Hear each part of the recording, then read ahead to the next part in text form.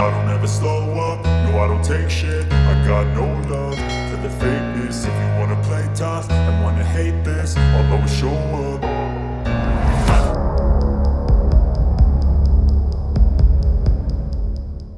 Wagner mercenaries chief admits Russia facing Bakhmut resistance.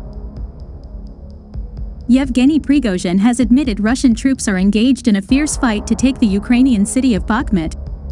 Yevgeny Prigozhin, the head of Russia's Wagner mercenary group, has said that Russian forces must capture the strategic Ukrainian city of Bakhmut to proceed with their war campaign, but that they were facing fierce resistance from Ukraine.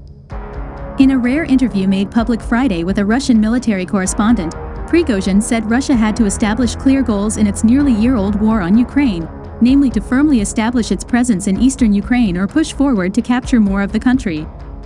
The complete capture of Bakhmut was key to those plans, he said. Bakhmut is needed so our troops can operate comfortably, Prigozhin said. Why is it called the meat grinder? Because the Ukrainian army is sending more and more units. Wagner mercenaries, many conscripted from prisons in Russia, have played a large role in the war in Ukraine, particularly last month when they captured the town of Soledar, near Bakhmut, the city that has endured months of combat and bombardments and is known to both sides as the meat grinder. It is probably too early to say that we are close, the Wagner chief said of taking Bakhmut. There are many roads out and fewer roads in. Ukrainian troops are well trained, and like any large city, it is impossible to capture it from head-on. We are managing very well, he added. First, we have to quietly take Artyomsk and then we can say loud and clear that we have taken it, he added, referring to Bakhmut by the Soviet-era name used by Moscow.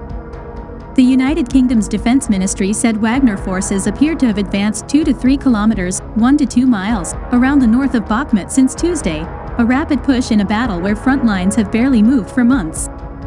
It said Wagner fighters were now threatening the main western access road to Bakhmut, although a Ukrainian military analyst said supplies were still getting through. The UK ministry also said Russian forces had made some advances near Vuhledar, a Ukrainian-held bastion that has been a linchpin between the southern and eastern fronts. But it added the limited Russian gains there had likely come at a high cost, including at least 30 armored vehicles abandoned in one failed assault.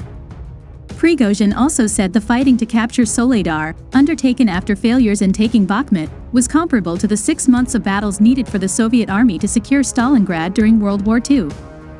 Prigozhin has harshly criticized the failings of the regular Russian army in its Ukraine offensive and engaged in a public dispute with Kremlin commanders when he maintained the battle for Soledar was exclusively waged by his Wagner forces after the regular army claimed the victory. In comments apparently aimed at Russia's defense establishment, Prigozhin complained in January about infighting, corruption, bureaucracy and officials who want to stay in their positions, as well as what he called constant attempts to steal victory from Wagner. In January, the United States formally labeled the Wagner Group a transnational criminal organization, and the European Union has accused Wagner forces of human rights abuses, including torture and extrajudicial killings in Ukraine, Syria, Libya, the Central African Republic, Sudan and Mozambique. Military analyst Oleg Janov said the situation around Bakhmut probably remained the most difficult being faced by Ukraine's forces as Russia deploys more and more conscripts to swarm the city.